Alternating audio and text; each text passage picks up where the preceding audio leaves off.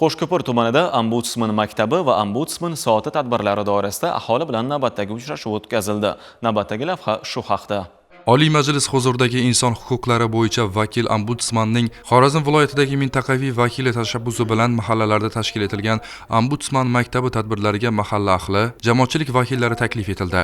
Unda inson huquqlari va erkinliklari sohasida amalga oshirilayotgan islohotlar yuzasidan ishtirokchilarga tushuntirishlar berildi. Mazkur uchrashuvlardan ko'zlangan maqsad mamlakatimizda ijtimoiy sohada olib borilayotgan tub islohotlar, xususan aholi bandligini ta'minlash, ish o'rinlarini yaratish, tadbirkorlikni rivojlantirish, yoshlarni qo'llab-quvvatlash, ularning qonuniy huquq va manfaatlarini himoya qilish borasida aholiga yaratilayotgan sharoitlar, imkoniyatlar va imtiyozlar to'g'risida fuqarolarning xabardorligini oshirishdan iborat. Mazkur tadbirlarda bandlik, ijtimoiy himoya hamda boshqa tegishli tashkilotlar mas'ullari qabul qilingan normativ-huquqiy hujjatlarning mazmun va mohiyati, aholiga yaratilgan imkoniyatlar, imtiyozlar to'g'risida batafsil ma'lumotlar berildi. Tadbir yakunida mintaqaviy vakil tomonidan sayyor qabul o'tkazilib, fuqarolarning murojaatlari tinglandi hamda ularga huquqiy tushuntirishlar berildi. Shu kun Ombudsman soati ham tashkil etilib, unda o'quvchilarga inson huquqlari bo'yicha milliy institutlar, ularning vakolatlari va vazifalari haqida tushunchalar berildi. Bunday tadbirlar aholining huquqiy ongi va madaniyatini yuksaltirishda, shuningdek, yoshlarning huquqiy bilimlarini mustahkamlashda muhim ahamiyat kasb etadi.